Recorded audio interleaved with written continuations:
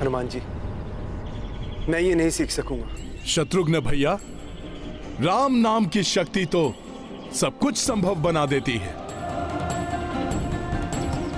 राम राम राम राम।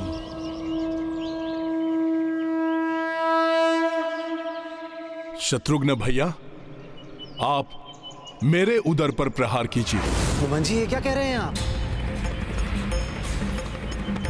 मैं आपके उदर पर प्रहार नहीं कर सकता। शत्रुघ्न भैया, ये तो आपके प्रशिक्षण का भाग है। अपनी संपूर्ण शक्ति से मेरे उदर पर प्रहार कीजिए।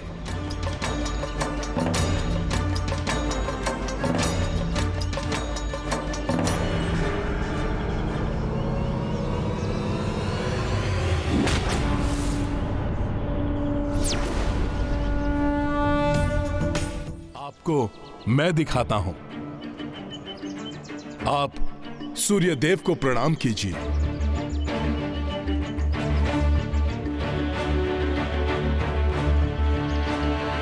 अब आप धरती माता को प्रणाम कीजिए।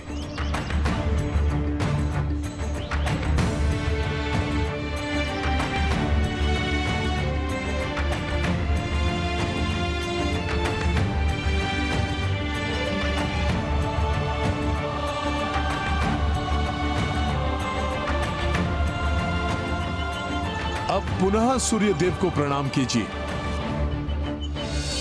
हनुमान जी, आप मेरे साथ क्रीड़ा कर रहे हैं क्या? सूर्य देव को प्रणाम कीजिए।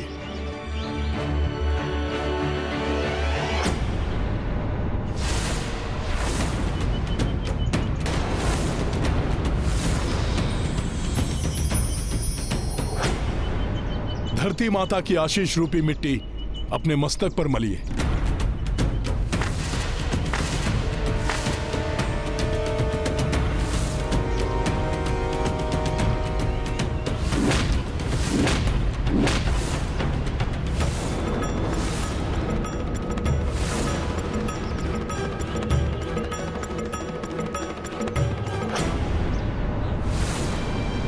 अब आप अपनी ऊर्जा को केंद्रित करना सीख गए हैं। बस अब आपको कुछ दाव ही सीखने हैं।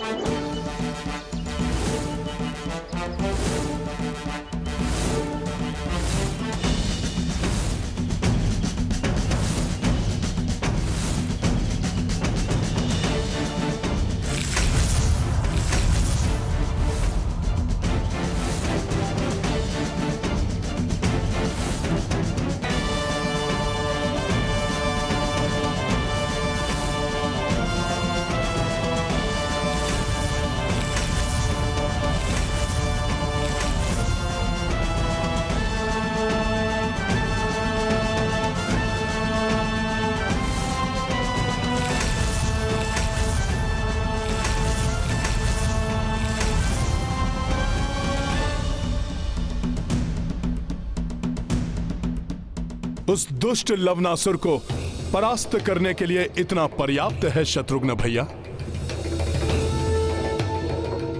हाँ हनुमान जी, आज हम उस दुष्ट को गिरा कर ही रहेंगे।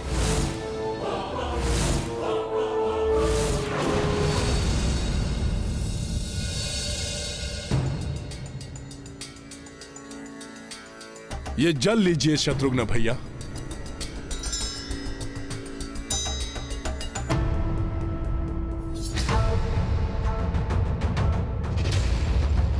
इस जल में आपको कुछ दिखाई दे रहा है क्या? हाँ हनुमान जी, मुझे लवनासुर के शूल का प्रतिबिंब दिखाई दिया।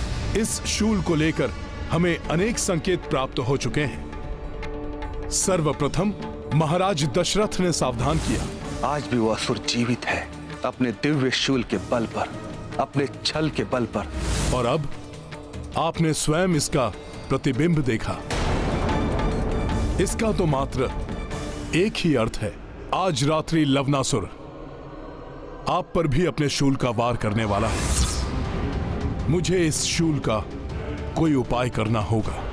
आप उचित कह रहे हैं। मलयुद्ध में यदि मैं उसे पछाड़ने लगा तो मुझे विश्वास है कि वो अपने शूल का प्रहार मुझ पर वश्य करेगा, जैसे उसने महाराज मंदाता पर किया था। उसे शूल का प्रयोग करने से मैं रोकूंगा।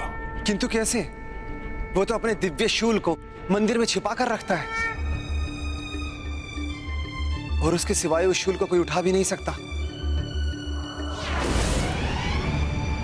मैं कोई न कोई उपाय अवश्य ढूंढ लूंगा, किंतु उस असुर को आज रात्रि के युद्ध में उस दिव्य शूल का उपयोग कदापि नहीं करने दूंगा।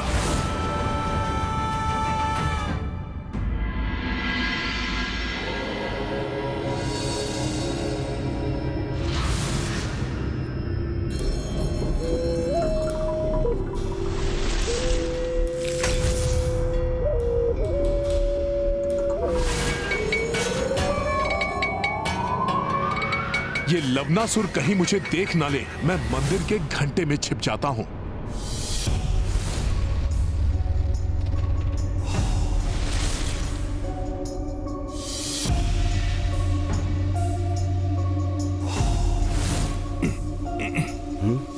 एक क्षण के लिए लगा जैसे कोई मेरा पीछा कर रहा हो।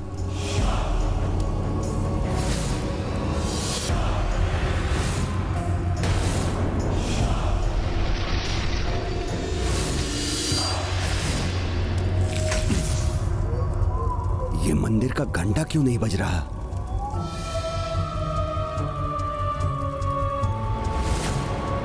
ओह, तो पुरोहित जी यहीं उपस्थित हैं, ध्यान मग्न है।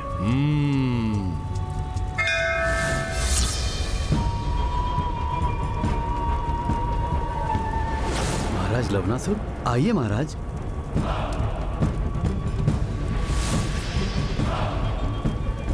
ये महादेव का दिव्य शूल। हाँ, मुझे त्रिलोक विजेता बनने से कोई नहीं रोक सकता। महाराज, आपका राजपुरोहित होने के नाते मेरा सुझाव है कि आज रात्रि के युद्ध में आप अपना शूल अवश्य ले जाएं, क्योंकि मुझे आभास हो रहा है कि आज आपको इसकी आवश्यकता होगी। राजपुरोहित जी, आपने तो मेरा कार्य और कठिन कर दिया। अर्थात इसके उपयोग का पुनः समय आ गया है राजपुरोहित जी। तो विधि अनुसार इसके अभिषेक के लिए मैं जल ले आता हूँ, जिससे ये शूल मेरे द्वारा इसे उठाने की अनुमति दे दे।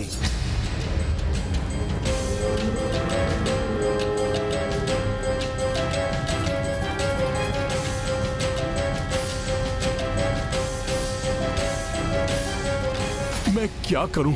अब कैसे रोकूं इसे?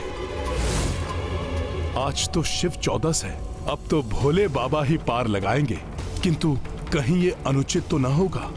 कभी कभी बड़े उद्देश्य को पूर्ण करने के लिए छोटी छोटी भूलों की अपेक्षा करनी पड़ती है। श्री राम, श्री राम, श्री राम। राम नाम के प्रभाव से तो राजपुरोहित जी गहरे ध्यान में चले गए।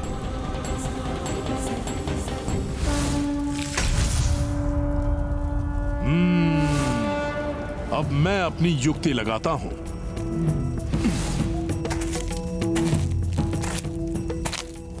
प्रतीत हो रहा है लवनासुर आ गया। शीघ्र ही कुछ करना होगा मुझे।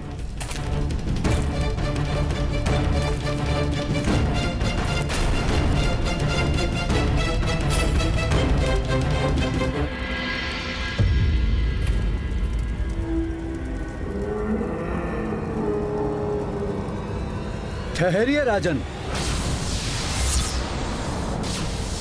आज आपका इस शूल को अपने साथ ले जाना सर्वथा अनुचित होगा।